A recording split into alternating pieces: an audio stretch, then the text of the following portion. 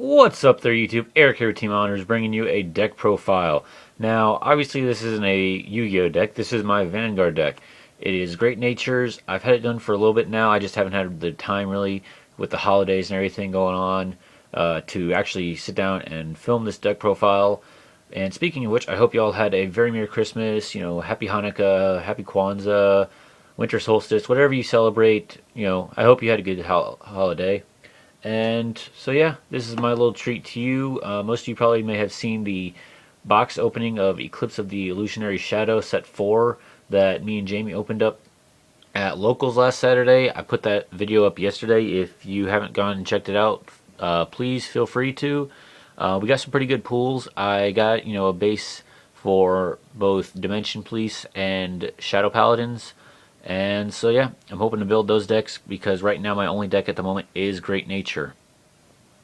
So yeah, let's go ahead and just jump straight into it. I'll go ahead and move these out of the way. And we'll start off with the grade zeros. First off, my starting Vanguard, Acorn Master. Pretty basic. When a Great Nature rides him, you can call him to a rear guard. Then you can counterblast 1, put him in soul, and search top 5 of your deck for a grade 3 at your hand. So yeah, pretty good. There's only really 2 other starters, but I like him the best just because the other one is a Locks series, and the other one I don't really remember what it does, but I just think this one is personally better. Next, obviously, run the 4 heals, and let's see, 8 crits. I was running originally a 6 crits and 3 stand, 3 draws kind of build, but it just didn't really end up working out as well as I had hoped, because I was hoping, with the stands and the amount of boosting that Great Nature does, that, maybe it would work, but I just kind of ended up drawing them at the wrong time, and it just never really worked out, so I decided to bump it just to 8 crits and 4 draws. So yeah, that's pretty basic for most trigger lineups in nowadays. Okay, moving on to grade 1s. Run 3 Perfect Guard, Cable Sheep. I was hoping to maybe run 4, but, in a little bit of playtesting here and there, with a proxy for a 4th one, I usually end up not really needing it, so I decided just to bump it down to 3. So, yeah. Next, I run 4 Silver Wolves. It took me forever to try and find these, and then once I had finally found my 4th one, then everybody has them in their binder. I don't know why that always seems to happen. I'm pretty sure everybody has experienced this at one point or another. You spend forever trying to find a card, and then you finally find it, and then right after that, everybody and their mother has it in their binder. I don't know what the hell that is about. But yeah, I finally got them. I run 4 of them, and they're the 8K vanilla boosters. Next, run 4 Pencil Squire Hamsuke. Pretty good effect. When it goes to the drop zone during the end phase, you can counterblast 1 and add 1 from your deck to your hand.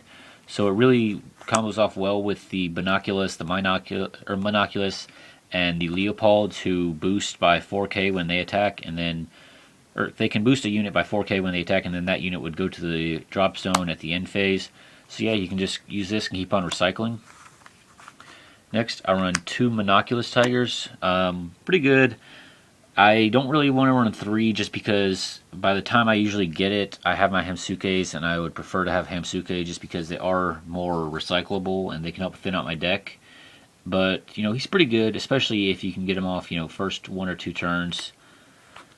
Next, I run 1 Stamp Sea Otter. I'm probably going to bump this up to 2 after the end of February when the grade 4 is no longer legal, just because it's really good because you can use the Tigers and boost him, and then he won't be retired because he can't be retired by card effects. So yeah, especially with 2 of them, with Kageros and all that stuff doing the unit retiring, he can't be hit. Next, for grade 2s, I run 3 Binoculus Tiger, one of the best cards in the deck next to Leopold. Just simple grade 2. When he attacks a Vanguard, you can choose one of your rear guards and boost it by 4K, and then that rear guard is retired at the end phase. And usually you would go for, your Pencil Squire or one of your 4 Pencil Knight Hamsukes, the grade 2. It has the same exact effect as Pencil Squire. When it's retired during the end phase, you can counterblast 1, add 1 from your deck to your hand. So yeah, just more recycling and deck thinning.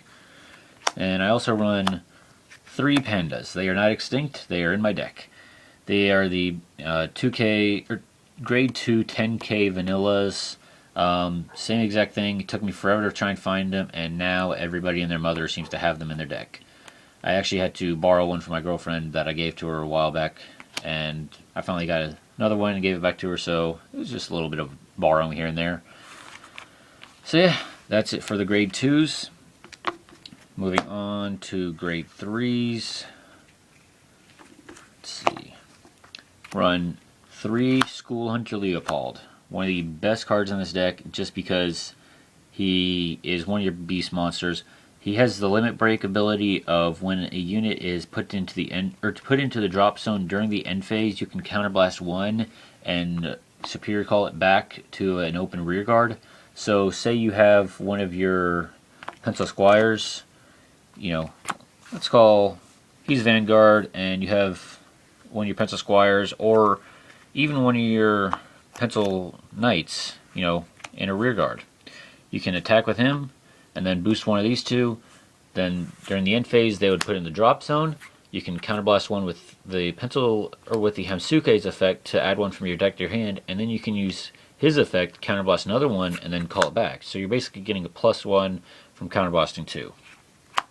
So yeah, that's just a really good combo, and it's just made to, you know, help keep your resources on your field and in your hand. Next, I also run 2 School Dominator Apt. It's really good. It's usually the second Vanguard that I'll go for if I don't have a Leopold, just because it has the limit break of when it attacks a Vanguard, it gets boosted by 5k. Let's see. Also has its normal effect, which is when it hits a Vanguard, you can pay a cost of choosing one of your Great Nature rear guards and retiring it, and then calling a Great Nature from your hand to that rear guard circle. So basically, you can, let's say, attack with one of your 2 Magnet Crocodiles. Let's just say you have these. By the way, I do run 2. So let's say you have Apt as your Vanguard, and Magnet Crocodile as one of your rear guards. You can attack with Magnet Crocodile, then attack with Apt. If he hits, then you can retire this, and if you drive check, you know, let's say a grade 3, let's say your other Magnet Crocodile, you can call it to there and then swing again. So yeah, usually I'll only go for him if maybe I've already ran out of my counterblasts, or if he just is the first one that I happen to draw. But it's still really good, especially with the limit break of being able to swing 15k by itself, and then combining that with an 8k booster, that's 23 right there, so you hit in your 20k columns very easily. So yeah, grade 3s, and then like I said before, I do run 2 grade 4s.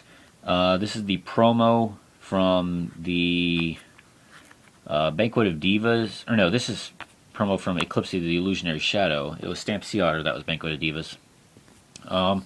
It does have the stipulation that it can't be put in the deck after February 28th, which is kind of sad, but it is understandable because he is the only grade 4 printed right now. He's 13k right away, and then if you have 3 or more Great Nature rear guards, he boosts by 10k, so he's 23 by himself. Combining that with a Silver Wolf, that is a 31,000 Vanguard right there. So basically your opponent has to either use their entire hand and interceptors, or they have to use a Perfect Guard, which is just really awesome because it can really force your opponent to do stuff that they don't want to do.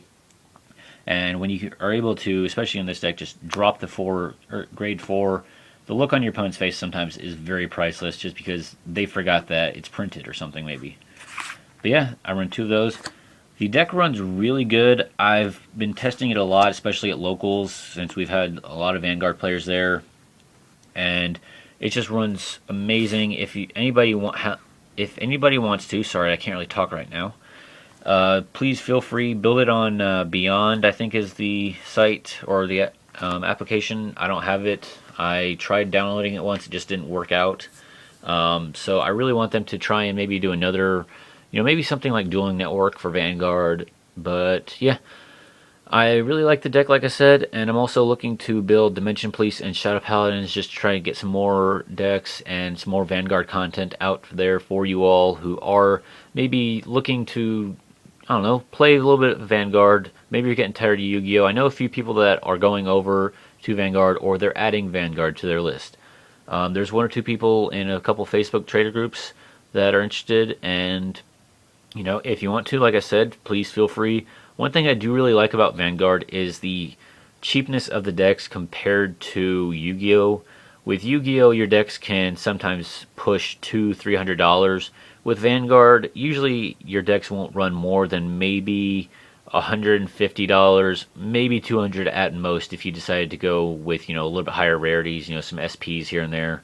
The only two SPs that I have in this deck is one SP Binoculus and one SP Leopold, and I could always just downgrade these to triple rares, and at the same time I could get some more cards for Dimension Police and stuff like that.